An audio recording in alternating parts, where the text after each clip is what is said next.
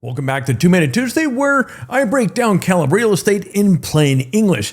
Now, a lot of California homebuyers make a huge mistake when choosing between a condo, a townhome, or a single-family home because on Zillow, well, they might look similar, but the ownership structure, the monthly costs, and even what you're legally allowed to do with the property can be completely different.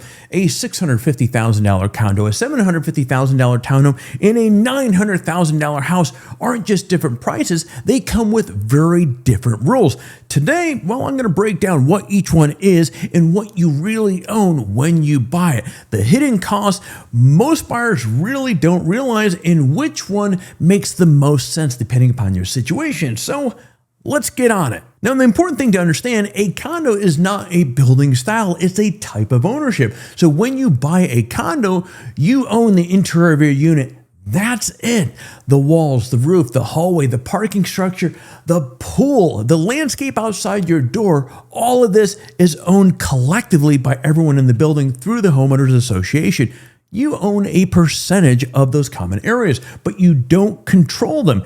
A townhouse, well, looks different. It's a attached home, usually 2 or 3 stories, and shares walls one or both sides. And in most cases, you own the entire structure plus the land underneath it. That's called a fee simple ownership. It's yours, top to bottom. But here's the California twist that trips people up. In this state, there is no separate legal definition for townhouses. A townhouse can legally be classified as a condominium. So you walk into what looks like a townhouse, you assume you own the land, but the title report says, well, it's a condo. That changes your rights, your responsibility, and sometimes even your financing options. Now, always read your preliminary title report before making an offer. Now, a single-family home is much simpler. You own the structure, the land, and everything on it. No shared walls, no shared ownership.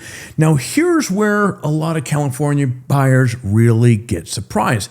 Let's talk numbers. Right now, California, the median single-family home price is $900,000, or about $900,000. The median condo or townhome price is about $638,000. That's roughly about $260,000 difference, which is why condos and townhomes are often the entry point for first-time buyers. But the purchase price is only part of the picture that you need to consider. You have HOA fees. California median HOA fee is about $278 per month. But that number doesn't tell the whole story. In metro areas like Los Angeles, condo HOAs average between $340 and $390 per month. Now, in San Francisco, it's usually, well, in the neighborhood of $500 to $1,000 per month. Townhouse HOAs are usually lower, often $150 to $250 per month because the association covers less.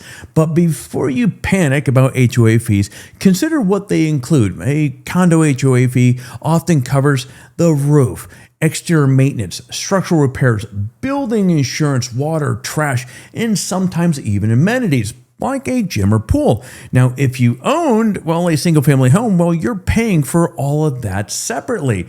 Plus, well, landscaping, plus your own full homeowner's insurance. Now, another cost that surprises California buyers is something called Mello-Roos. And if you buy in a newer community, especially in Irvine or parts of San Diego or Inland Empire, or even Sacramento suburbs, you may pay an additional $2,000 to $6,000 per year in special taxes. Now, Mello-Roos help fund infrastructure like schools, roads, fire stations, and it shows up on your property tax bill. It also gets counted in your debt to income ratio when qualifying for a mortgage. So always ask about it before falling in love with a new build community. Now, this is where condos, well, tend to get a little tricky. If you're using an FHA or VA loan to buy a condo, the entire condo complex must be approved by the federal agency. Not just your unit, the whole building. Now, for VA loans, well, that complex must have at least 75% owner-occupied units, reasonable HOA bylaws, and no restrictions preventing owners from renting their unit. Now, the approval process can take 2 to 3 months, but once approved, VA approval lasts for life. FHA approvals, well, work similarly, but they expire every 3 years. So a building that was approved when the neighborhood bought might not be approved when you try to buy. Townhouses and single-family houses Now, they usually don't have those restrictions. Now, a townhouse is classified as a planned unit development or PUD. Lenders treat it much more like a house than a condo. That's the major advantage for financing. So at the end of the day, which one makes the most sense? Well, a condo is often the best option if you want to enter the California market at a lower price point. You don't want to deal with the extra maintenance and you're comfortable with the HOA rules.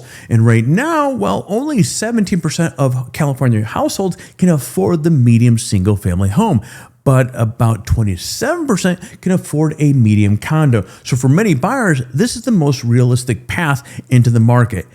A townhouse is the middle ground. You usually get more space, a garage, a small yard, and more privacy. You also gain more control over the property. So if you have pets, kids, or simply want more room, townhouses can be worth the extra cost. Now, a single family home will give you the most freedom, and historically, it also has the strongest appreciation. But California, it requires the biggest budget. If you can afford it, well, it typically builds the most equity over time.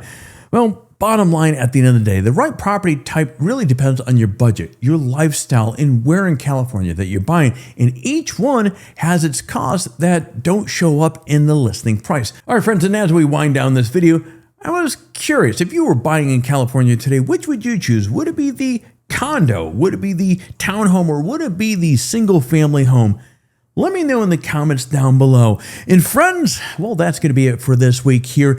Next week, of course, I'll be taking another deep dive into a topic that will help you become a smarter buyer, seller, or investor. So make sure you subscribe so you don't miss that. And if you happen to be in Orange County, looking to pick up a house or sell, or had just questions about the real estate market in general, all my contact information is down below. I'm a real estate agent right here. Feel free to reach out to me. And friends, well, that's going to be it. I will see you in the next video.